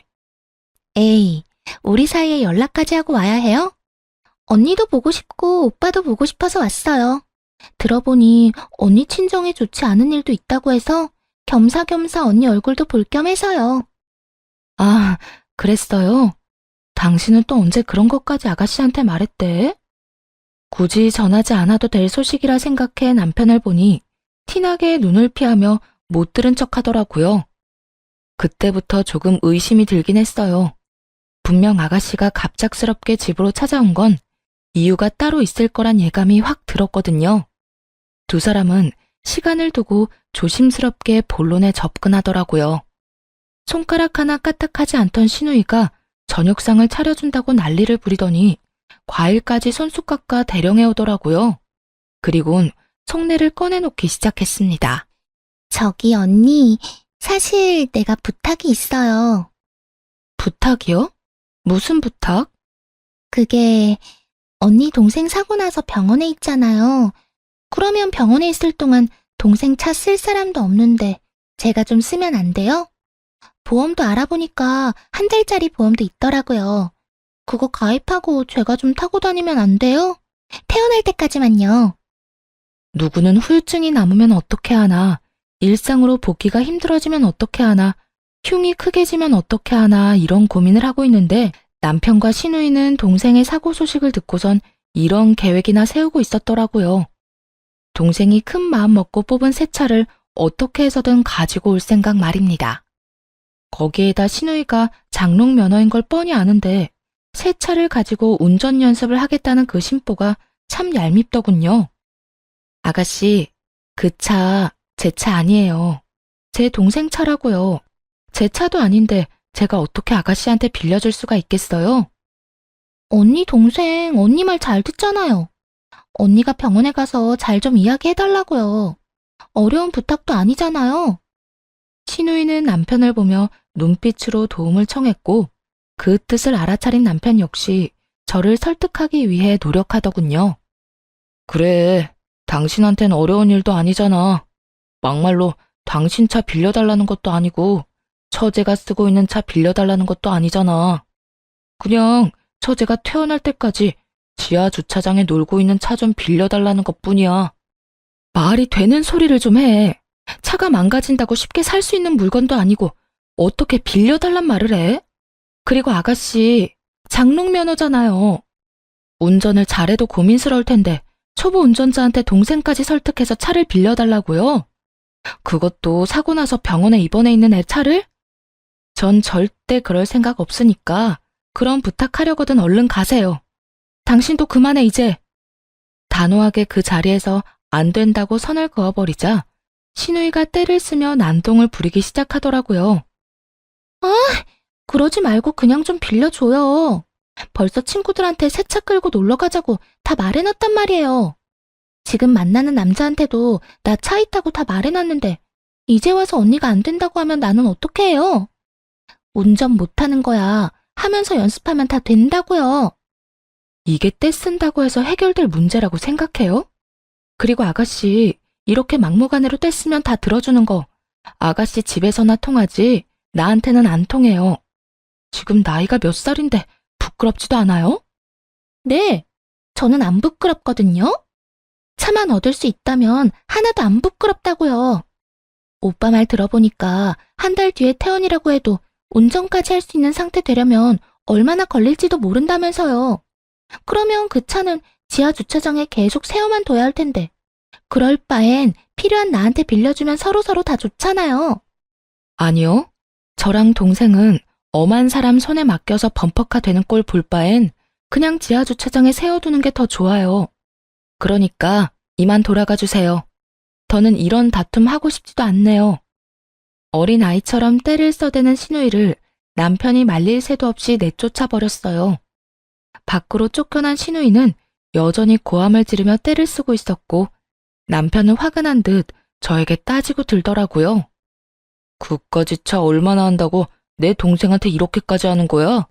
그냥 좀 빌려주면 되는 거잖아. 혹시나 사고 나도 보험 처리해서 고치면 되는 건데 이렇게까지 빡빡하게 굴 거야? 그렇게 차를 주고 싶으면 당신 차나 줘. 그러면 되겠네. 내 동생 차보다 당신 차가 더 좋으니 아가씨도 좋아하겠네. 운전도 제대로 못하는 애가 어떻게 내 차를 운전해? 그러다 차 기스라도 나면 어떻게 하라고. 보험 처리하면 된다며. 내 동생 차는 쓰레기가 되든 걸레짝이 되든 보험 처리하면 되고 당신 차는 고작 기스도 허용이 안 되는 거야? 그런 게 아니라 당신도 잘 알잖아. 내가 내 차에 애착이 깊은 거. 그리고 처제랑 나는 상황이 다르지. 나는 출퇴근할 때 꼭 차가 필요하고 처제는 언제 다시 운전하게 될 줄 아무도 모르는 거잖아. 병원에서 한동안은 재활도 해야 한다고 했다며. 그러니까 지금부터 내 동생이 처제 차 끌고 다니면서 연습 좀 하다가 만약에 처제가 계속 운전이 힘들 것 같으면 그냥 내 동생한테 차 넘겨줘도 되고 다 내가 생각해서 세운 계획인데 당신은 왜 안 된다고만 그래? 남편은 어느 영화의 유행어처럼 다 계획이 있었더라고요. 지금은 빌리는 것이지만 훗날 동생이 차를 운전하지 못하게 되면 그 차를 그냥 시누이에게 넘길 계획 말이에요. 그 계획은 동생의 완치보단 후유증이 남길 바라는 속내가 가득했고 그 자리에서 남편의 뺨에 손을 대버렸습니다. 도저히 말로는 이 화를 설명할 순 없는 상황이었으니까요. 너 미쳤어? 지금 누구한테 손을 대? 미친 건 너랑 네 동생이겠지. 어떻게 된 인간들이 후유증이 남길 바라면서 그딴 계획을 세울 수가 있어? 아무리 공짜 차가 탐나도 그렇지. 그런 말까지 나한테 하는 건 아니지. 내 말이 틀린 것도 아니잖아. 의사도 그랬다며. 재활도 해야 하고 운이 나쁘면 후유증이 남을 수도 있다고 말이야. 어쩐지 병원에서 뭐라고 그랬냐고 계속 묻더니 이러려고 그렇게 물었구나. 내 동생 후유증 없게 우리가 최선을 다할 거니까 차 이야기는 꺼내지도 말고 내 동생 상태에 대해서도 물어보지 마. 한 번만 더 이야기 꺼내면 반대쪽 뺨도 날려버릴 테니까. 그날 이후 남편과 저의 사이는 걷잡을 수 없이 나빠졌고 거의 말도 하지 않는 관계가 되어갔어요. 당장이라도 그딴 인간들과 가족의 연을 끊어버리고 싶었지만 상황이 상황인지라 조금 미뤄두는 중이었죠. 그렇게 한 달이란 시간이 지났고 동생의 퇴원이 미뤄지며 필요한 물건을 챙길 겸 동생의 집에 가게 되었어요. 이것저것 챙길 것들을 다시 한번 체크하며 동생의 집으로 가는데 그곳에서 시누이를 보게 되었습니다. 그것도 제 동생 집에서 나오는 시누이를 말이에요. 시누이는 아직 어린아이와 함께였고 이게 무슨 상황인지 더욱 생각이 정리되지 않았어요. 시누이는 어떻게 제 동생 집을 알았으며 저 마스터키는 어떻게 구했는지, 거기에다 저 묘하게 낯이 익은 아이는 누구인지까지 정말 하나부터 열까지 명확하게 답이 떨어지는 것이 없더라고요. 그날 밤 전 남편이 잠든 사이 남편의 지문을 이용해 휴대전화를 살펴보게 되었고 시누이와 나눈 카톡에서 모든 것이 어떻게 된 일인지 알게 되었습니다. 오빠, 그러면 나 여기서 한동안은 살아도 되는 거지? 그래. 처제 태어날 때까진 집도 비니까 거기서 지내. 지금은 한 달 예정이긴 한데 아마 한 달 넘게 있어도 될 거야. 퇴원 미뤄질 게 뻔하니까 말이야. 그러니까 너 차 타령 좀 그만해. 차 타고 놀러 가는 대신 친구들 집으로 불러 놀면 되잖아. 알겠어. 그런데 마스터키는 어떻게 구한 거야? 집이야 그때 집들이 때 와서 안다고 쳐도 마스터키는 구하기 쉽지 않았을 텐데. 네 세연이 지갑에 있던 거 빼왔지. 저번에 보니까 언니 필요할 때 언제든지 오라고 주더라고. 근데 네 새언니는 너도 알다시피 아무리 동생 집이라도 불편하다고 잘 안 가잖아. 아마 마스터키 있단 사실도 잊었을걸? 대박. 그러면 나 친구들 불러서 막 놀아도 되지? 남자친구한텐 내 집이라고 해야겠다. 요즘에 결혼 이야기 오가는데 일이야 이런저런 핑계 대면서 쉰다고 하면 되지만 가진 게 없어도 너무 없는 건 핑계 댈 게 없었거든. 이 집 사느라 돈 다 썼다고 하면 되겠어. 그래, 마음대로 다 해. 그 대신 오빠랑 약속한 거 잊지 않았지? 애엄마 회사에 있을 동안엔 네가 승민이 봐줘야 해. 그러니까 친구들이랑 노는 것도 애 엄마가 승민이 데리고 가면 놀아. 알겠어? 그래, 알겠다고 몇 번을 말해 도대체? 그나저나 오빠도 대단하다. 세연이랑은 애 가질 생각도 없다고 자기네들끼리 행복하게 살 거라고 하더니 뒤로는 애가 다 있고 말이야. 나도 뭐 이렇게 될 줄 알았겠냐? 어쨌든 한동안은 엄마한테도 비밀이다. 알겠어? 알겠어. 오빠 아들 승민이 잘 돌볼 테니까 알바비나 잘 입금해.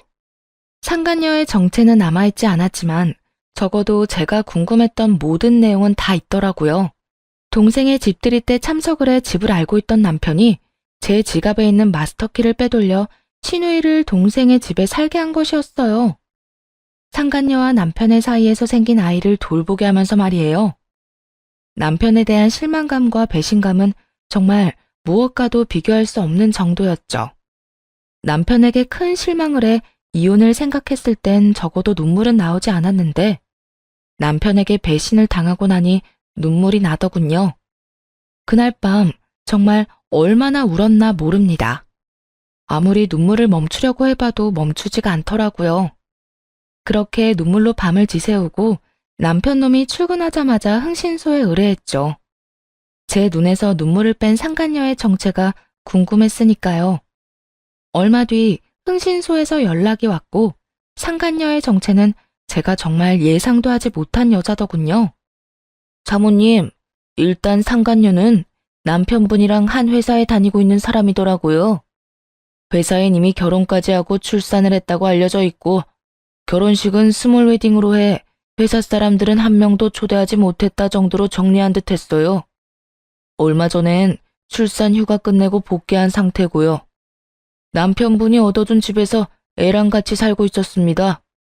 상간녀가 출근하면서 아이를 어린이집에 데려다 주면 시누이가 오후엔 데리러 가서 그 후엔 애를 봐주고 있는 형태로요. 퇴근하면 상간녀하고 남편분이 아이를 데리고 돌아갔고요. 그리고 시누이분도 보통 아니던데요. 지금 시누이분이랑 결혼 이야기 오가는 남자는 시어머님이 소개해준 남자던데 이 남자 능력이 아주 좋은 남자더라고요.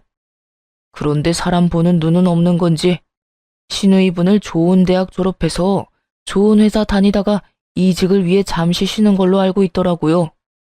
물론 그 집도 시누이분이 청약 당첨되어서 살고 있는 집으로 알고 있고요. 아마 결혼 이야기 오가고 어느 정도 결혼 확정만 되면 집은 세줬다고 하면서 사모님 시댁으로 다시 들어가서 결혼 준비할 모양이었어요. 이 정도면 알아볼 건 다 알아본 것 같긴 한데 혹시 모르니까 일주일 정도 더 알아보고 다시 연락드리겠습니다. 지인들에게 시누이가 굉장한 능력을 갖춘 딸이라며 자랑하던 시모는 결국 결혼 자리까지 그런 거짓말로 만들어냈더군요. 정말 참 대단한 집안 아닌가요?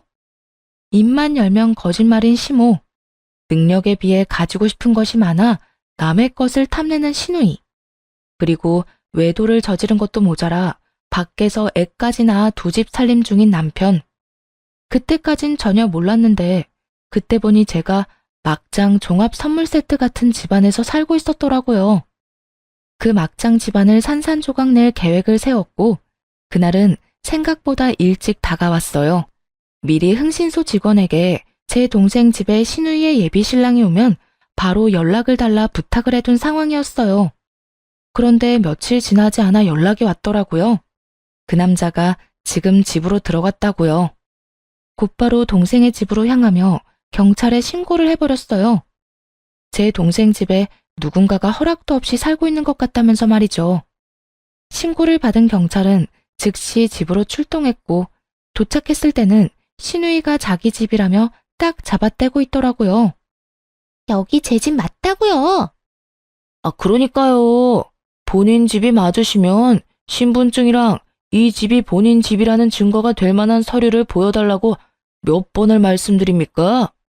이것도 없다 저것도 없다고 하시면서 무조건 제 집이라고 하면 저희도 어쩔 도리가 없다고요. 어쩔 도리가 없으면 어쩔 건데요. 아니, 도대체 누가 신고를 한 거예요? 내 집에 내가 있겠다는데 누가 신고를 해? 자기야, 이게 다 무슨 일이야? 여기 자기 집 아니야? 자기 집이라며. 내 집 맞아. 여기 경찰들이 뭘 잘못 알고 찾아온 것 같은데 잠시만 기다려봐.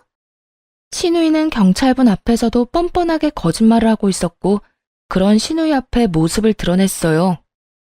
이 집이 언제부터 아가씨 집이었나 모르겠네요. 여기 내 동생 집이라고요. 언니, 여길 어떻게... 그러면 신고한 사람이 언니였어요? 맞아요. 내가 신고했어요. 여기 내 동생 집이고 아가씨는 남이잖아요. 거기에다 이 집 쓴다고 허락을 맡은 적도 없고 무단으로 남의 집에 들어와서 자기 집이라고 사기까지 쳤네요. 시누이는 뭐라 할 말이 떠오르지 않는지 아무 말도 못하고 서 있더라고요. 그런 시누이에게 남자가 믿을 수 없다는 듯 닥달하기 시작했어요. 자기야, 이게 다 무슨 말이야? 그러면 다 거짓말이었어? 그게 사실은 여기 내 집은 아니야. 내가 거짓말하려고 한 건 아니었는데 자기는 워낙 능력이 좋은데 나는 내세울 게 없으니까 자기가 떠날까 봐 겁이 나서 그랬어. 자기가 내세울 게 왜 없어? 곧 대기업으로 이직도 한다고 했고, 굳이 이직이 아니더라도 이것저것 하는 일도 많다던 사람이. 그 정도면 능력이 차고 넘치잖아. 설마, 그것도 다 거짓말이야? 원래라면 다 맞는다며 거짓으로 자신을 치켜 세우기 바빠야 할 신우이는 제 눈치를 살피느라 선뜻 입을 떼지 못하더라고요. 아마 신우이는 잘 알고 있었을 거예요. 거기에서 또 거짓으로 상황을 모면하려 했다간 제가 모든 사실을 낱낱이 다 밝혀버릴 거란 사실을요. 왜 아무 말도 못해? 그것도 다 거짓말이야? 도대체 나한테 한 말 중에 사실이 뭐야? 그까짓 능력이 뭐라고 나한테 그렇게까지 거짓말을 해댄 거냐고. 그래, 다 거짓말이야. 말이야 바른 말이라고. 내가 능력도 개뿔 없어서 일용직이나 다니고 있다고 했으면 자기 같은 사람이 날 만나나 좋겠어? 막말로 자기도 내가 능력 되니까 만난 거 아니야? 신우이는 모든 걸 자포자기한 듯 모든 것을 실토하기 시작했고 남자는 더는 이야기 나눌 가치가 없다는 듯 집을 나가버리더라고요. 남자가 나가자 신우의 분노는 저를 향해 오기 시작했습니다. 언니 진짜 미쳤어요? 같은 가족을 경찰에 신고하는 사람이 어디 있어요? 가족? 너한테 가족은 내가 아니라 승민이 엄마겠지. 아주 사이좋은 가족이던데 뭘. 셋이 그렇게 좋아 죽던데 이제 와서 나한테 가족 타령이 하고 싶어? 양심도 없이? 아, 그것까지 다 알았어요? 그래서 날 경찰에 신고했어요? 경찰에 쳐넣어야 할 것들은 우리 오빠랑 그 여잔데 왜 나를 신고하고 난리예요? 진짜 잘못한 사람들은 그 두 사람이지 내가 아니잖아요. 너도 잘못했지. 어찌되었든 이 집을 네 집인 양 허락도 없이 살고 있었잖아. 그러니까 경찰분들도 이렇게 출동하신 거고. 난 잘못한 거 없어. 난 그냥 카드 주면서 살라고 하길래 산 것뿐이라고. 난 억울해. 억울하다고. 마지막까지 신우이는 난동을 부렸고 경찰분들도 더는 말이 통하지 않는다고 판단하셨는지 그 자리에서 경찰서로 데리고 가더군요. 그 후 전 바로 남편의 회사로 찾아갔어요. 그리곤 상간녀에게 다가가 이렇게 말해주었죠. 승민이 엄마, 오늘은 반차 쓰고 애 데리러 가야 할걸? 애 봐주던 저희 신우이가 지금 무단 침입으로 경찰서에 갔거든. 뭐라고요? 누구신데 우리 승민이 이야기를 하세요? 아, 나 모르는구나. 나 승민이 아빠 와이프. 조강지처라고 해야 빨리 알아들으려나? 하여튼 승민이 아빠랑 아직까진 호적 같이 쓰고 있는 여자야. 사연을 들으며 얼굴이 새하얗게 질린다는 것이 어떤 얼굴일까 궁금했는데 실제로 보게 되니 상상보다 더 얼굴이 새하얗게 질려가더라고요. 이 말을 듣고 제가 누구인지 안 사람들은 수군거리기 시작했고 이내 남편도 저를 향해 달려왔어요. 여보, 무슨 오해가 있나 본데 나가서 이야기하자. 어? 오해는 무슨? 다 알고 온 거니까 이상한 변명할 생각도 하지 마. 아참, 승민이 아빠도 승민이 엄마랑 같이 가면 되겠다. 당신 동생 지금 경찰서 가서 승민이 어린이집 끝나도 못 데리러 가거든. 뭐? 내 동생이 왜 경찰서에 있어? 왜긴 왜야. 남의 집에 무단 침입했으니까 그렇지. 아마 당신한테 곧 연락 갈 거야. 당신이 내 지갑에서 마스터키 훔쳐서 줬다며? 어떻게 그런 짓까지 해? 간도 크다 커. 왜? 차는 안 돼도 집은 될 것 같았어? 그래서 남의 집을 그렇게 막 쓰게 한 거야? 그런 게 아니라 어차피 비는 집이니까 동생한테 관리도 할 겸 지내라고 한 거야. 다른 뜻은 없었다고. 차가 안 된다고 하니까 집을 노린 건 아니고? 정말 대단하다, 그 거지 근성. 집주인은 아파서 병원에서 힘겹게 회복에 힘쓰고 있는데 그 집에서 허락도 없이 그러고 싶었어? 네 동생은 그렇게 사니까 행복했대? 당신 진짜 보자 하니까 말이 너무 심하다. 거지 근성이라니. 우린 그냥 빈집 깨끗하게 관리해준 것뿐이라고. 말이 되는 소리를 좀 해. 관리도 주인이 필요하다고 해야 할 수 있는 거야. 당신이랑 당신 동생이 한 건 그냥 범죄일 뿐이라고. 아, 이 이야기는 좀 조용한 곳에서 하고 싶었는데 그냥 지금 할게. 우리 당연히 이혼할 건 알지? 내가 할 수 있는 건 다 해서 소송 걸 테니까 각오하고 있어. 난 할 말 다 했으니 이만 가볼게. 승민이 아빠, 법원에서 봐. 승민이 엄마도 마찬가지고 말이야. 두 사람은 주변 눈이 걱정스러웠는지 아무 말도 하지 않고 저를 보내주더라고요. 그리곤 집으로 찾아왔어요. 당신 진짜 제정신이야?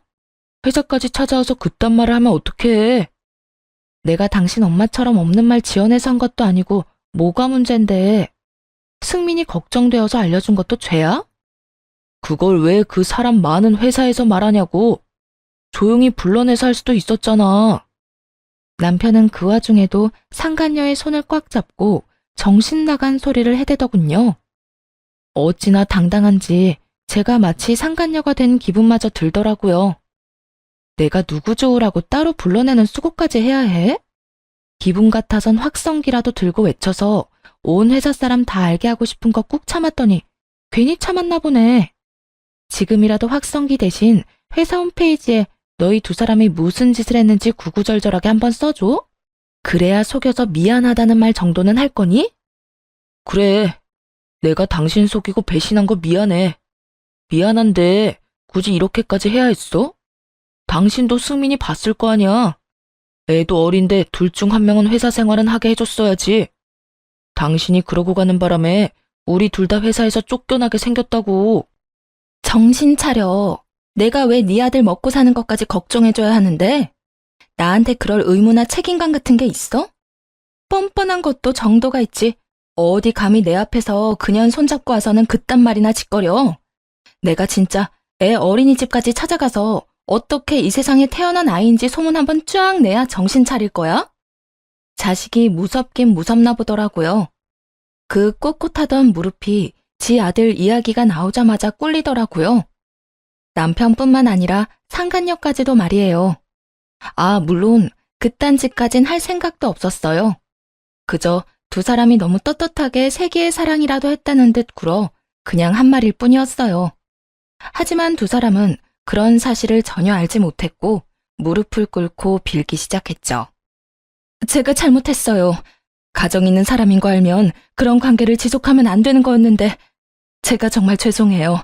그러니까 애는 건드리지 말아주세요. 그래, 당신 그렇게 모진 사람은 아니잖아. 내가 이렇게 빌 테니까 애는 건드리지 말자, 응? 아, 다신 나 찾아오지도 말고 연락도 하지 마. 그리고 이혼 빨리 해. 위자료 청구 당연히 할 거고 질질 끌면서 사람 귀찮게 하지도 마. 알겠어? 당연하지. 당신이 원하는 건 뭐든 다 할게. 네, 뭐든 하셔도 돼요. 다신 찾아오지도 않을 거고 연락하는 일도 절대 없을 거예요. 약속할 수 있어요. 두 사람은 약속을 지켰고 전 빠르게 소송과 이혼을 마무리할 수 있었습니다. 모든 것을 엎어버리고 이혼을 한 후 전 시댁은 그야말로 풍비박산이 났다고 하더라고요. 전 남편과 상간녀는 당연히 회사에서 쫓겨나 버렸고 더러운 소문이 동네까지나 이사까지 갔다고 했어요. 그리고 전 시모는 의도적으로 속이고 딸을 속여 넘기려 한 것이 들통이나 그렇게 중시하던 인맥 모임이나 동네에서 개망신을 당하고 퇴출당했다고 하더라고요. 그간 모임에 쓴 돈이 꽤 큰 걸로 알고 있는데 한 푼도 건지지 못하고 다 허공에 날린 것이었죠. 그것뿐만이 아니었네요. 전 시누이의 결혼을 준비하며 전 시댁 집 담보대출에 전 남편까지 대출을 받아 큰 돈을 끌어다 썼다고 하더라고요.